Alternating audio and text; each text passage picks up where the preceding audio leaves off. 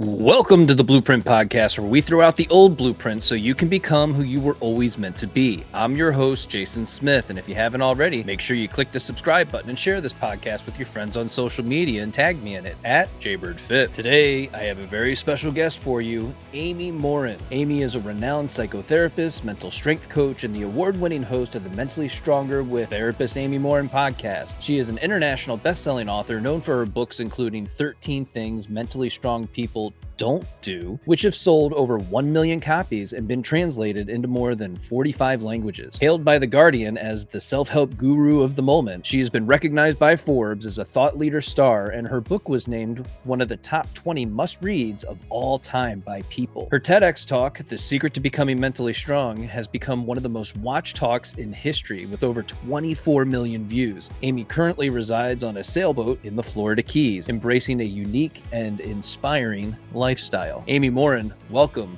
to the Blueprint Podcast. Do you have any questions for me before we get started? Who's your audience primarily? Oh man, it's a huge mix.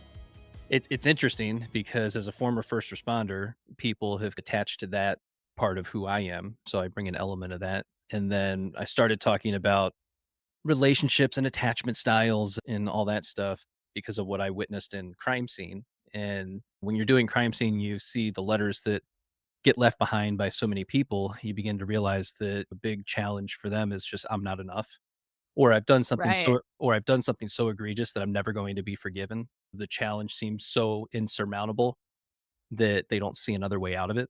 Yep. And so you start to figure, why is this Right. happening? And then Right. as you read the letters, it's I've felt that way too. Yeah. And then that kind of messes with you a little bit because you start to come to some of your own personal realities and like things from your childhood come up and you start having all these Uh-huh. different experiences and you're like, shoot, this is not what I thought my life was. So you find all this new information, you start reading all the books behind me and stuff like that and trying to figure out why people do the things that they do. And for me, I narrowed it down to a lot of it is our interpersonal relationships. It comes down to relationship challenges. And I think that's why relationship content overall is so popular. Right. But there's also a lot of bad advice out there Yep. about relationships. And we always seem to skip over the relationship that you have with yourself, which is really a huge part of it. And I think we're seeing that a lot now. This is a great segue into how I wanted to get started, but I love that your work focuses on mental strength and your story is quite literally the example of what resilience looks like. And I think after the past week, everybody needs to go out and buy all of your books. If they haven't already, you need to go do that. And what I'm really curious about is what inspired you to dive deep into this area and how has your own personal journey shaped your experiences? And I don't want you to give your whole TED talk. Just Right. introduce people to who you are. And she does have a TED talk, by the way. So you guys should go listen to that. So I'm a therapist by trade. Thought, oh, I learned all this cool stuff in college and I'm going to teach everybody all the things that I learned out of my textbooks. But I lost my mom when I was 23. And then on the 3-year anniversary of the day my mom died, I lost my 26-year-old husband to a heart attack. And as I went through those losses, I realized that the textbook knowledge I had, and even though I was a therapist, it really left me unprepared for the reality of what it was like to go through those things and to grieve.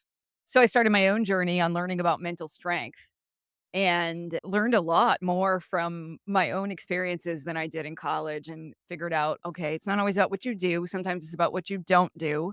If you don't have certain bad habits, you can stay strong even when you're going through tough times. And wrote an article called 13 Things Mentally Strong People Don't Do, and it went viral.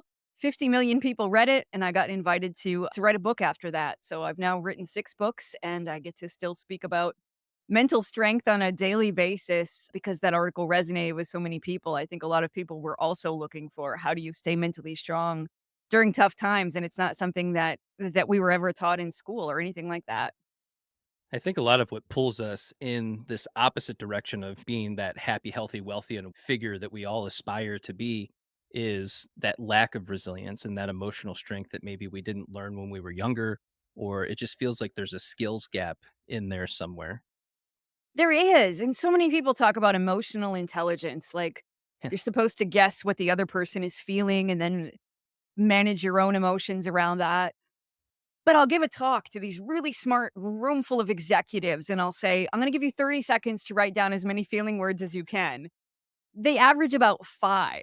Like, we don't even have the vocabulary to Yeah. identify how we're feeling, let alone guess how somebody else is feeling and then change the way that we're communicating based on that. And it's no wonder why. Like, nobody teaches us this, and I don't know why. When we're 7, they teach you lots of things about math, and that's great, but you could be the best at math in the world, but if you can't control your temper or you don't know how to deal with sadness or anxiety, you're still not gonna go on and be as successful as you could be. So I think it's really important sometimes that we step back. I wrote a book for kids, and a lot of the parents will say, I'm learning all this at the same time as I'm teaching this to my child. Right. And I don't blame anybody. In my house, we didn't really talk about feelings. At school, we didn't talk about feelings. It wasn't anything that anybody showed us how to do. Or what do you do when you're doubting yourself? Basic stuff that nobody teaches us. It's not just that, it's also the grief that so many of us feel throughout our lifetime, and we're not taught to actually look at the different stages of our life and allow ourselves to go through that process of grief of, well, I'm no longer a young kid, I'm moving into a teenager. You can grieve that a little bit, and then you're into your 20s and you're about to graduate college and your teen years are behind you. There's a little bit of grief with that on top of all the other experiences that you're having in between that with the loss and the challenges that you're facing throughout that time, and nobody really sits you down to help you navigate that. You feel like you're almost emotionally abandoned and on your own trying to do all of that. That's just it. In my therapy office, it's filled with people all day long who are like, oh, I shouldn't be feeling this way. I shouldn't be struggling with this. I Nobody else. shouldn't be. Yeah. And then they'll say, nobody else even knows I'm dealing with this, but it's weird that I'm struggling so much with, and it might be just that, like I left behind my 20s. What they don't know is the last 5 people in my office, we're talking about very similar struggles, and we all experience the same emotions, but we don't talk about it. And we have this idea that, yeah, you should be happy all the time. And one of the biggest things about resilience is I think people feel pressure to bounce back. So they go through something traumatic on a Tuesday, and by Friday, they're like, no, I'm good. And they don't realize that, like, part of healing and part of being resilient is about allowing yourself to feel a whole wide range of emotions.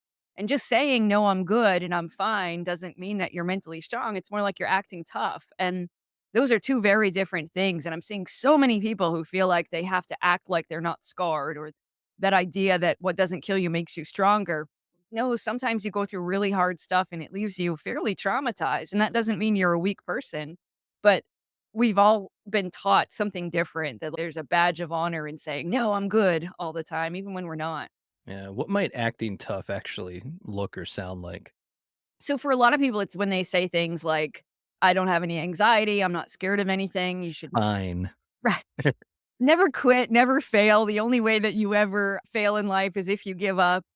And my attitude is we should be quitting things more often. If you start Yeah. something and it's bad for your mental health, it takes a lot of courage to walk away. Or if you set a goal and then you decide this isn't worth it anymore, it's not in line with my values, take a break from it. But a lot of times it's our pride and our ego that gets in the way of being able to do those things. Yeah, a big part of it is knowing when to pivot. So many times we put our, and I've done this myself, you put yourself in a position and you're like, this is all I've ever known. This is what I've been doing since whenever. And this is the job that I'm dedicated to because I have to do this job because I don't know how to do anything else. Not recognizing that it's actually this huge burden and it's been this massive challenge to be able to overcome. And you're constantly in this state of trying to overcome all these challenges. And if you would just pivot or maybe sidestep or lean into a little bit more of who you are as a person and what you enjoy, you just might find an alternative path around those challenges that you've been experiencing. Yeah, definitely. And I think sometimes we fall into these labels of, I'm supposed to be the smart one, so therefore I can't become a creator, or I've always been labeled as the free spirit. So if I have a 9 to 5 job, people won't know what to do with me, or it doesn't fit with who I see that I am. So a lot of times people are worried about changing and evolving and personal growth because they're afraid that they aren't being authentic. When in reality, like, your true self might be somebody that experiments with lots of different things. Yeah. It's really hard because you have to reveal yourself to yourself. So, how do we start doing that? Sometimes it's just about taking a step back and saying, like, what do I believe about myself? And when we get into those shoulds and should nots, you can peel back some layers by saying, what would that mean? So if I think I really should go to that thing that I don't want to go to, if I didn't, what would that mean? It means I'm a bad person. Does it really mean that? Maybe I'm just somebody who's taking charge of my time. So just by asking ourselves those questions sometimes, what would that mean if I didn't do that? Or what would it mean if I branched out a little bit? Sometimes we can then uncover the fears that we have. People would judge me, or they'd think I was a bad person, or I'd be afraid that would mean I'm not a nice person if I don't say yes to that thing that I don't want to do. What would that mean if you weren't a nice person? It would mean that I'm not a good human being. Does that really mean that? And so sometimes just asking ourselves some questions like that can help us figure out, all right, what are the fears that I have that cause me to behave in a certain way? Yeah, there's so much obligation that I think that we feel to not only the people around us, but just in all the different spaces that we go into throughout our daily life. And we're constantly looking at other people to validate us in some way, shape, or form, or confirm our existence or the thoughts, feelings, and emotions that we're having without really questioning them for ourselves to say, do I believe this to be true? Is this who I really am? And can you step confidently into your own frame? Yeah, and it's a matter of if I start to behave differently, the people around me get a little bit ruffled too, right? So Oh, then big they're like, time. right? And Yeah. so I grew up incredibly shy. So my sister always spoke for me. She's a couple years older than I am. To this day, if we're in a restaurant and I like need to ask for another glass of water, she'll still ask it for me and then she'll laugh and be like, "I forget, you can speak now." But to step outside of those roles, the people around us will raise an eyebrow. They'll wonder, "Have you lost your mind? What's going on here?" And so that's again why it takes a while to figure out, "No, this is me. I'm changing and I'm evolving, and other people can handle it, but I also have to be comfortable with doing things differently."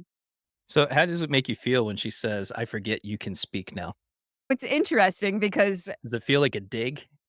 no, like, I actually get where she's coming from because I could Yeah. also fall into that trap of letting her speak for me, and I'll have to remember, "Hey, Amy, you gave a TED Talk that been viewed by 24 million people. You could Right? probably order your own glass of water at the restaurant," but it's like an old habit that dies hard, and then when I'm around people that knew me back then, it's like I just could easily go back to the seven-year-old who doesn't do those things again. It's very interesting.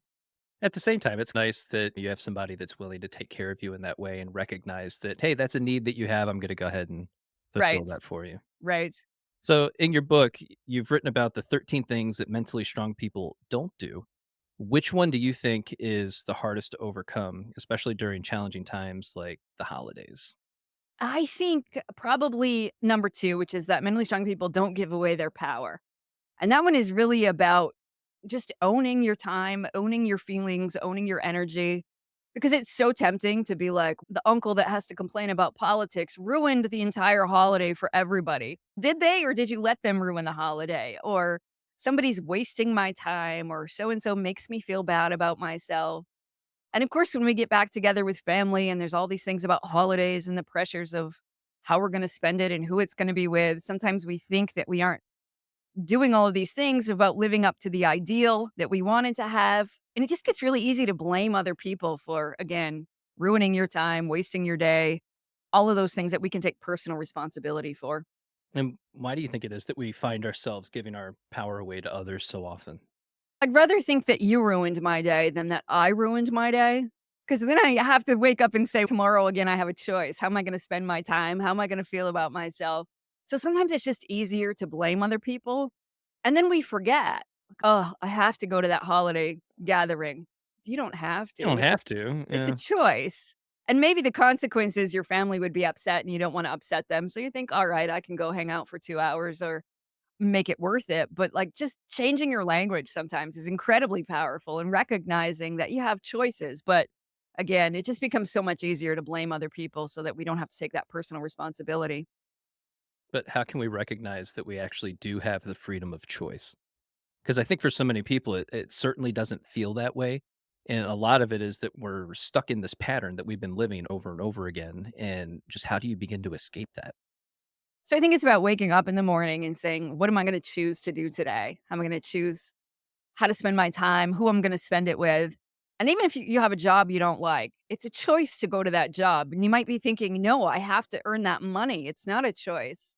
It is. The consequence would be if you don't go to work, you don't get a paycheck. And perhaps Right. the consequences are worse than going to a bad job. So part of it is just asking yourself those questions. What do I choose to do today? And if I didn't choose to do it, what would the consequences be? And why am I choosing to do this? Okay, I'm going to that thing that I don't want to do, but here's why. I think a lot of it comes down to our trust of self. We don't trust ourselves to be able to Right. make healthy decisions for ourselves. And how can we begin to help people navigate that decision making process so that they can start looking at things a little bit more objectively and say, you know what, actually, this isn't for me. And here's 10 reasons why it's not for me. So many things we can do, but it can be simple things. Sometimes just pause and ask yourself, like, how do I feel right now? Naming an emotion is super important, but again, we struggle with it. So sometimes I'll work with people and we'll print out a really simple list of feeling words and you hang it on your bathroom mirror. When you're brushing your teeth in the morning, you just look at it and say, how do I feel today? Because your emotions affect your judgment. If you're anxious about something, and it might be about your grandmother's health. You go to work and your boss says, "Hey, do you want to take on this new task?" Your anxiety spills over and you're likely to say, "No, thank you." So it's important to recognize, how am I feeling today and how might that affect my decisions? And then we make our best decisions when our emotions are in balance with our rational thinking.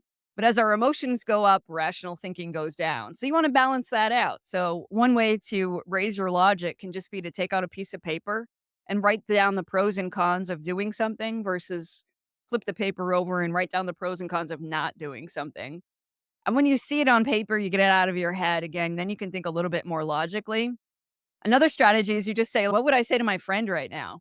Takes a lot of the emotion out of it. You probably give your friend really good advice of, "Hey, you know what you should do right now?" But our emotions and everything else gets all clouded and it's hard to think clearly sometimes. So just say, "What would I say to my friend right now?" And then take your own advice. I think when we start practicing those 3 things, if we become better in tune with our emotions, if we work on making sure our logic and our emotions are in balance, and then we just ask ourselves, what advice would I give to somebody else? I think we start to make wiser decisions. And then when we do that, like we get more confident. Okay, I can make Mm. an okay choice. And then you start to trust yourself more over time. I think that's one of the most powerful exercises that you can do. And I always phrase it like this, where you're telling them, if you had a friend that you love dearly, that you really cared about, that you've been friends with for your entire life, and you want to see the best for them, what advice would you give to them? Yeah. And when you say it like that, it's just like you watch their shoulders drop and they relax and they're just like, you're right. And Yeah. then they start to dive into it and they realize I do have freedom of choice. I can do this. And we're so much kinder to other people. If your friend Oh, messed up at work, 100%. they made a mistake and they called you up and said, "Oh, listen to what I did today."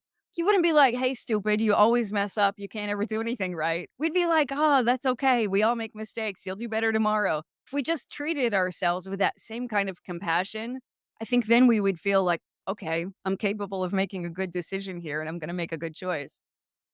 I think you've brought up the workplace twice now, and I've got a good question around that where it's like, how do we say no to things that we don't want to do in the workplace without putting our jobs in jeopardy? It was something that I had to learn. I didn't realize that you could say no, but I was watching people all the time around me saying, no, I'm actually not doing that. And I'm like, how are you doing that and not getting fired? I don't understand. It's tough because what happens is we get praised for taking on extra tasks. "Oh, give it to this person because 'cause they'll always do it. She always gets her work done." What they don't know is maybe you're working an extra 20 hours outside of the office too, but we love that when we get the praise and admiration for it. And the more we say yes, the more stuff people keep handing us because they think, "You can handle that, so I'm gonna give you more jobs." And it digs us into this ditch where we're thinking, "I'm so overwhelmed. What am I gonna do?"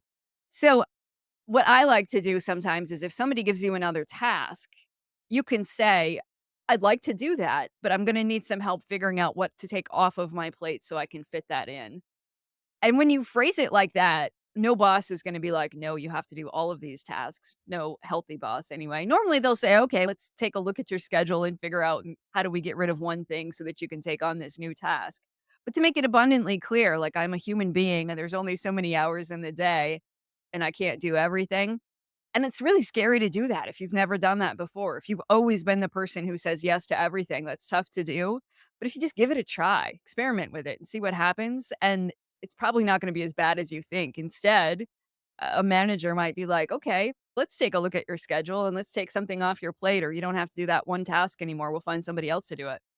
Yeah, I think it's really important because if you have one role, but you're also taking on another role within that, so you have 2 jobs, right? And you're doing them at the same time in the same department, and you've got all these other tasks happening with that other role that you also participate in, and they come to you with some sort of challenge or something that needs to be completed. being able to step into that and say, actually, I actually have all of these things going on. This is priority right now. And recognizing that there are other people that don't have those same tasks currently, and they're available to actually take that on and complete that task for you. It's really hard to say that, but I think people end up respecting you for acknowledging that what you're capable of doing, because otherwise you're setting yourself up for failure because you may not be able to complete the task, or you might not do it as well as you might have if you had the extra time and just the capacity to be able to get it done. But then you're also recognizing that you have a hierarchy and a structure, and there's other people around you that can support you in that role. But the problem you often run into is most people, they're not going to actively step up and say, "Oh, I'll help you out with that." They're just not. Yeah, and it gets us into a strange circumstance sometimes because other people ask us for help, and if we always help them, then sometimes we're just reinforcing to them that, "Yes, I will bail you out or I'll always assist you." And then they keep coming to us for more help all the time or to assist them with something. And then the less we delegate tasks, the harder it is to then delegate a task later on because we get so used to doing it or we're the only ones that know how to do it in a certain way, then we don't wanna ask anybody else to do it. So I think it's always important at work to take a step back and just look at the overall picture. All right, here are my priorities. Am I doing those things? Am I feeling burned out? And am I stressed at the end of the day because I don't feel like I was productive enough and I didn't get enough done? Because once you get on that hamster wheel where you feel like you just are never getting your job done, Yeah, it's really hard to come back from that. absolutely. And then you carry that with you into your home life as well, and that creates Correct. a whole other host of challenges. Certainly does, and we're seeing that so much these days where people are just saying, "I'm feeling really burned out and I don't have anything left." And when you feel like there's just no more gas in the tank and you just go home and you flop down on the couch and you don't have energy to do anything fun, of course, that leads to lots of other issues in terms of mental health problems and relationship issues and things that just start to compound your stress. Yeah, you find yourself in this place of finding new and different ways to cope with. Right. So, but then you start ignoring other responsibilities that you have at home, whether that's to family or if you're alone, not paying your bills, you're not working out, you're not showing up for yourself in the way that you know that you should. And then there's all this shame around that because you're not showing up. And it's just like you can't get started. For the person that can't find it within themselves to get started because they're in that place of just dissociating, what would help them out of that? So I think small steps, you don't have to say, all right, I'm gonna go back to going to the gym 6 hours a week and I'm gonna start doing all of these other things. You just say, what could I do right now? And a really small step. And it might be, I'm gonna go for a walk. I'm gonna go outside. I'm gonna spend some quality time with somebody that I care about. All of those little things start to add up over time, but to just find those little small steps of things that you can do to do right now to start taking back control over your life. Now we're heading into the holidays, and that should be an exciting time, but I feel like for a lot of people, it's just not because the past week has just been so stressful for so many. Huge disappointment, a huge letdown, and they're watching other people celebrate and be totally happy for the outcome. What can you tell people who are in that place right now where the holidays are coming to be able to shift into that mindset of it's actually a good thing? And how can we invite our family back in to connection with us? Yeah, that's a good question. So, for people who are struggling to know, what can I control? You can't control the economy, you can't control politics. I can control what goes on inside my house. So, what might that be like? How do I create the most positive environment I can right here at home? And if you're going to get together with extended family, may need to set some boundaries so we aren't having political discussions over the dinner table or so that we aren't getting into arguments about certain things. So you might set some rules ahead of time and you might have to tell people ahead of time, look, we're not going to discuss politics, we're not going to have conversations about the economy or government or anything like that this year. And if you can't respect that, we're going to ask you to leave.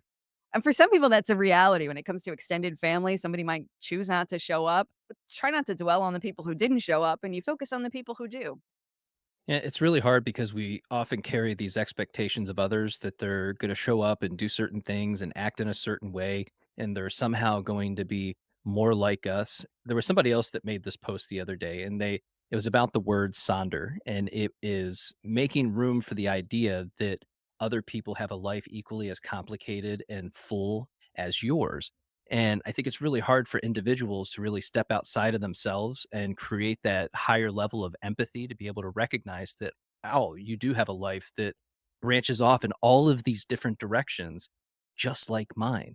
Yeah. Instead, we have this little compartment that we put them in the back of our brain, and it's, "I know who you are. I know what you're capable of. I know what you think." It's completely unfair and unrealistic to do that, but that's what we do. So, why do we fill in the gaps of other people with whether it's past information or just limited information and then judge them so quickly and so harshly? Yeah, it's our brains are hardwired to do that, that we give ourselves a break sometimes and not other people. So if I'm 10 minutes late, I'm like, traffic was bad, and they'll recognize that. If somebody else is 10 minutes late, I'm more likely to think they're irresponsible and they should have left sooner. And so a really good strategy is to just use that phrase that you just alluded to where you say, "Just like me," where you're like, "This person didn't show up because 'cause they're too grumpy about this or that." Just like me. I get that way sometimes too. And when we just remind ourselves, "Just like me," anytime you judge somebody else, you just add, "Just like me." It's a reminder of, "Oh, yeah, I'm actually like that too. I get that way," or "I feel that same emotion that this person feels," or "I can certainly be petty and angry sometimes too, just like me." Yeah. For those who are looking to set boundaries this holiday, what does setting a boundary actually look like? What would it sound like? So sometimes it's not about even announcing it ahead of time. Sometimes it's just about showing somebody your boundaries. So if you go to somebody else's holiday party and everybody's fighting about politics, you could certainly announce, if this doesn't stop, I'm going to leave in 5 minutes.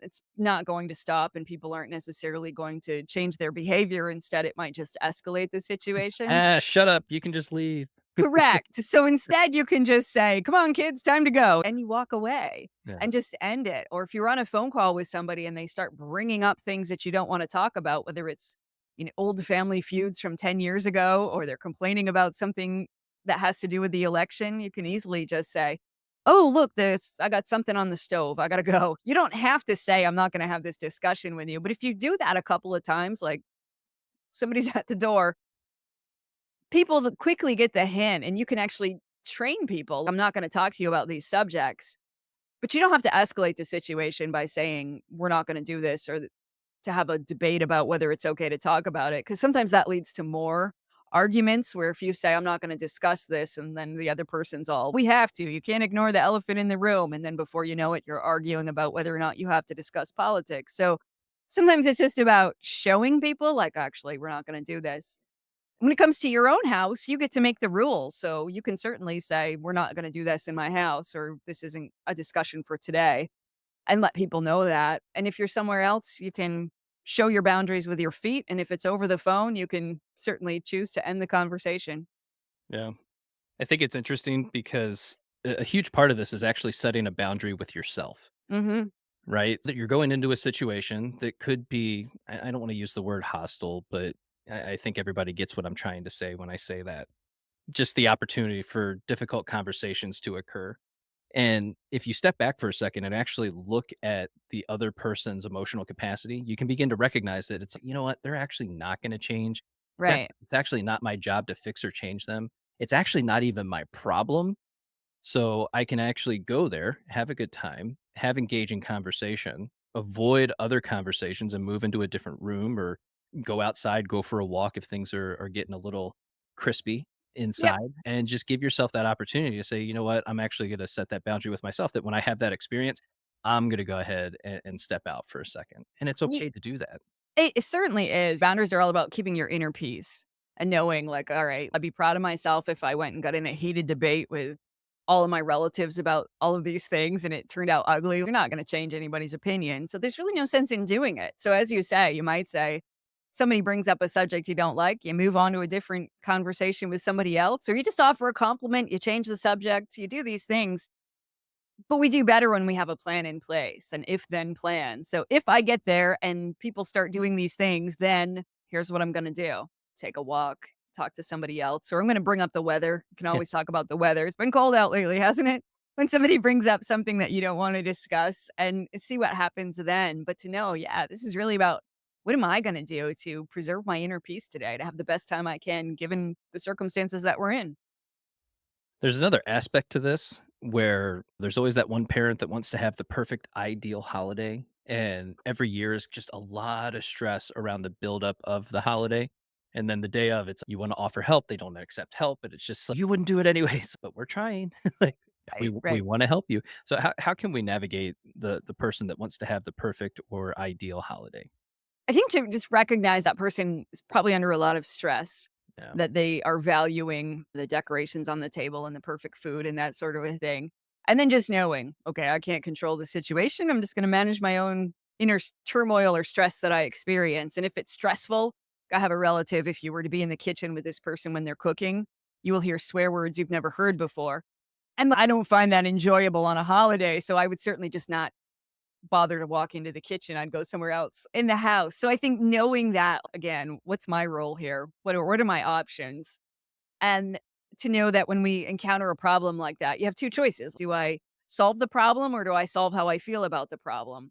So it might be I'm going to walk outside, I'm going to go do something else that's about solving the problem. Sometimes it's about solving how I feel about the problem. If we're all eating dinner and there's something that's annoying to me, but I can handle it, what am I going to do? Maybe I'm just going to manage my own inner turmoil with some positive affirmations or mantras. I'm going to close my eyes and take a few deep breaths while I'm Yeah. taking a drink of my water, those sort of a things to say, like, how do I control my emotions right now?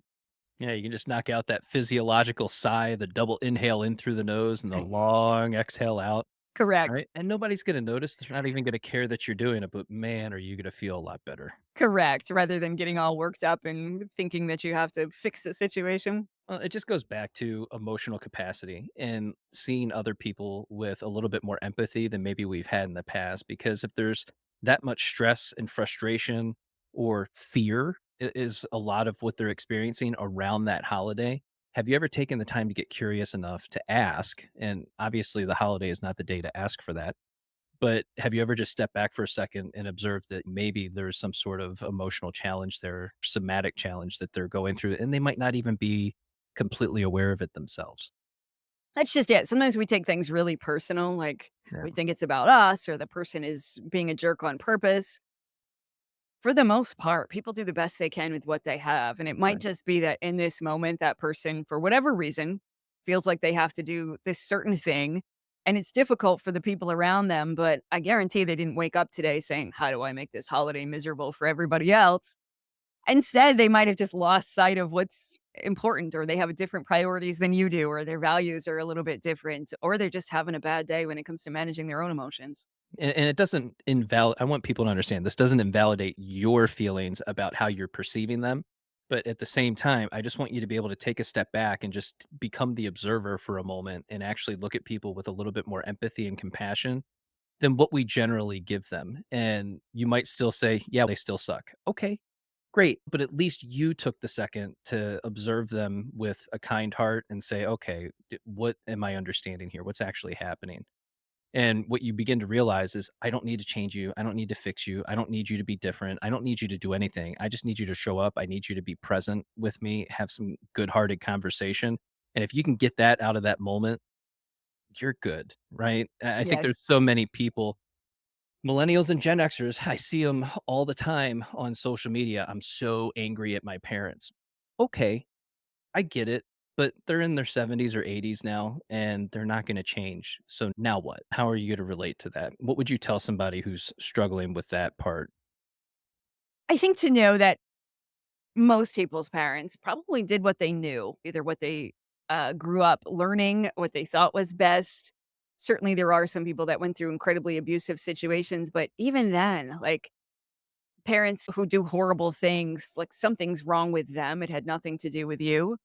And just knowing that, and as you say, accepting this is who this person is for their flaws, for whatever reason. If I'm choosing to have a relationship with them ongoing, part of it can just be knowing this is what they did, this is who they are. And it's when we let go of that expectation that they're going to change that we start to heal. When you think, Yeah. ugh, I wish that my parents could be better grandparents, for example. There's a grief in that, in knowing that this is who they are. They're gonna call me once a year, or they're not gonna be around for my kids the way that I wish that they were, and accepting that rather than thinking maybe this year will be different or things are going to change. So, part of it's acceptance and then allowing yourself to grieve. Maybe they weren't the mom or dad that you wish that you would have had when you were 7. They weren't the kind of parent that you needed. And then how are you gonna heal from that so that you can do things differently moving forward, so that you can be somebody who tries to leave the world a little bit better than you found it. Yeah. Maybe you didn't learn all the things you needed to learn, but yet what are you gonna do to try to make it a little bit better? Yeah, I think a lot of people struggle with this and they certainly hate hearing it, but it's like the work is always your work to do. Yeah, So wherever you are triggered, struggling, frustrated, irritated, sad, lonely, depressed, angry, isolated, like that's your work. You have to figure that out. And it's not saying that you can't ask for help. You absolutely should. But at right. the same time, you really have to put that focus back on yourself. And when you do, you become more capable, competent, and confident in your own capabilities and what how you can relate to other people, and your relationships become so much fuller because you're no longer leading with expectation. You're actually seeing people again with that lens of empathy and compassion, that I'm no longer going to put all these expectations on you and then be disappointed when you can't read my mind. I'm actually just going to allow you to be who you are, and I'm going to be who I'm capable of being, who I'm capable of becoming. I'm going to allow that fullness within me to become what everybody starts to see of me. But I'm also not going to care if you judge me or you get angry with me because I'm changing, I'm different. And then that's making you change how you view me as an individual. And over time, people end up coming back and they say, you know what? How did you do what you did? How did you become who you are?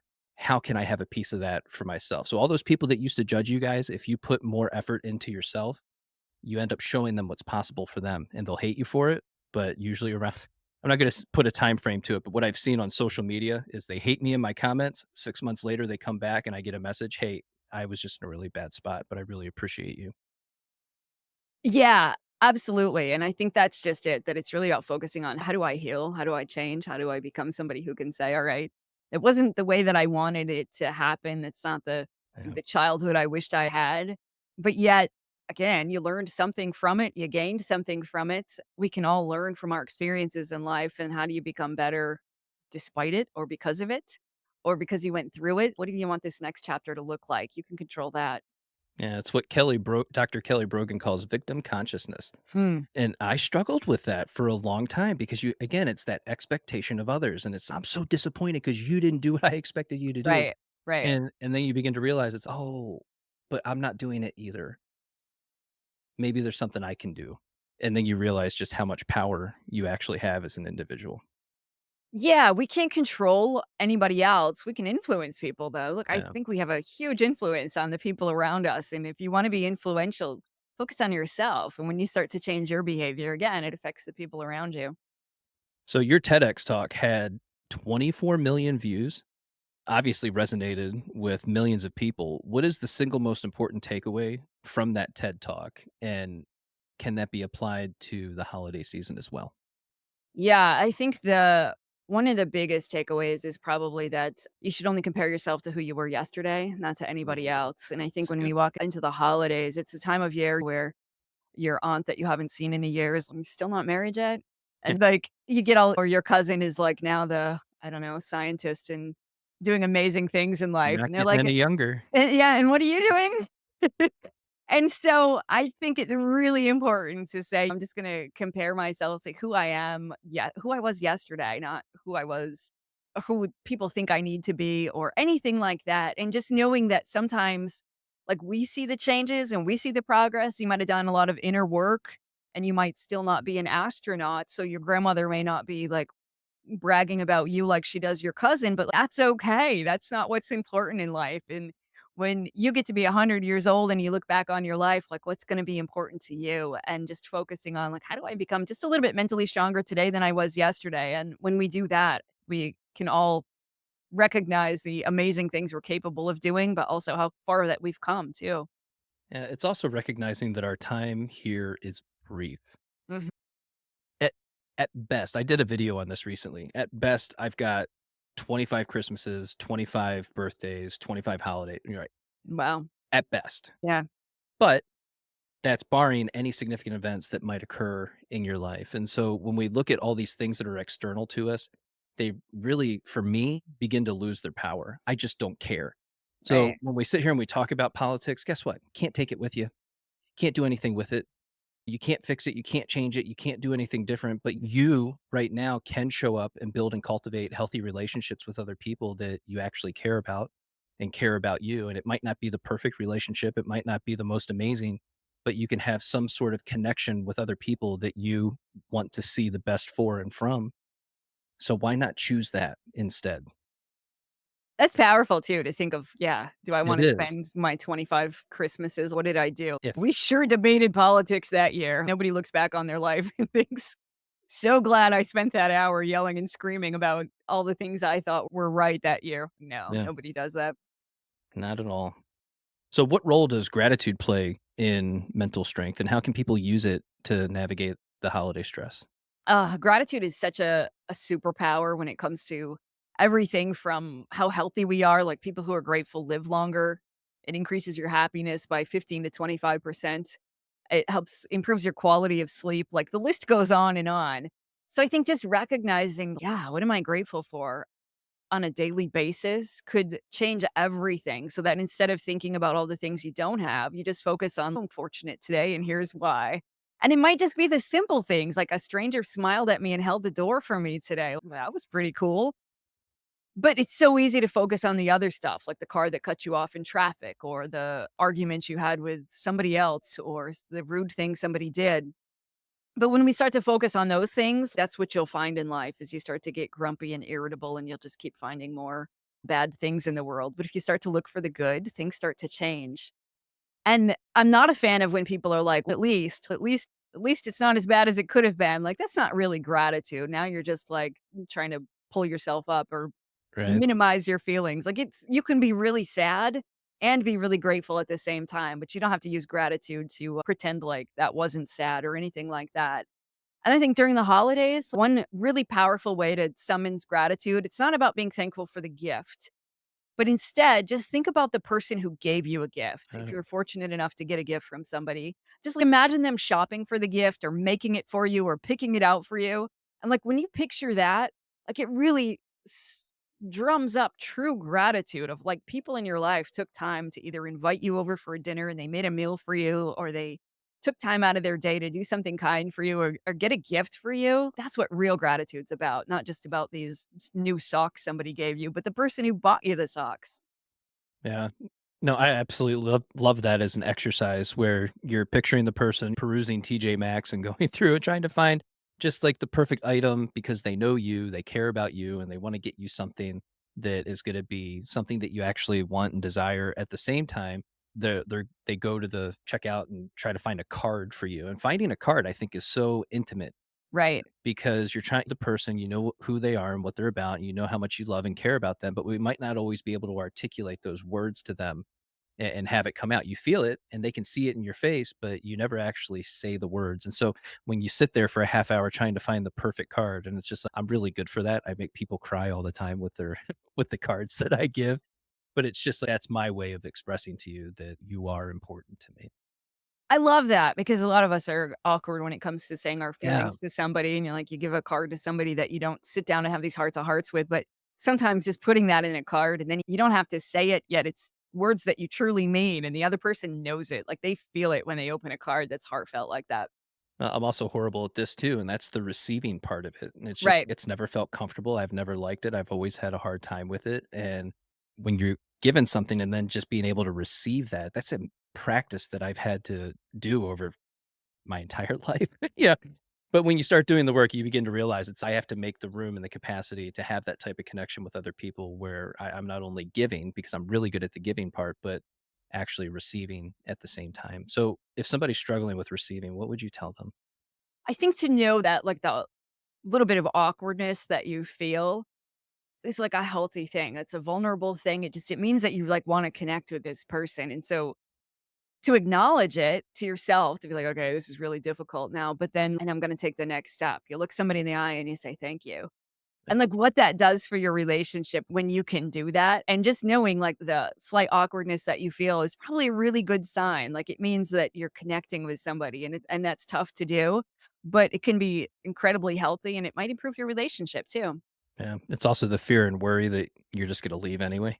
Correct. So it's just like when we talk about avoidant attachment, I always try to remind people that everybody has read the book Attached by Amir Levine, but he later on did an interview that said that he would have been more empathetic to the plight of the avoidant. So I always want to remind people of that, that when we get into attachment styles and talking about those things, it's just a way of understanding yourself, who you are, and how you relate to other people. It's not meant to demonize and label everybody in your life. So, and it ultimately becomes a barrier to connection when you start labeling people with all these things. So please don't do that.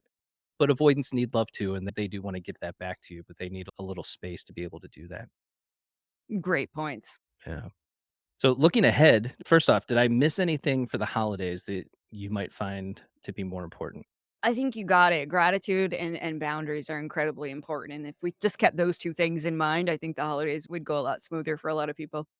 So then looking ahead at the new year, as we approach the new year, what's one piece of advice you would give someone looking to build their mental strength in 2025? I would say to focus on 30-day goals as opposed to a giant New Year's goal. We know that when people set a Uh, goal for the new year, they usually fizzle by January 18th yeah. statistically. But if we set 30-day challenges for ourselves and you might experiment with different things, like the month of January, maybe you decide you're going to do a 30-day gratitude challenge where you just write in a gratitude journal every day about what you're grateful for. Maybe February, you decide that you're going to challenge yourself to do one hard thing a day.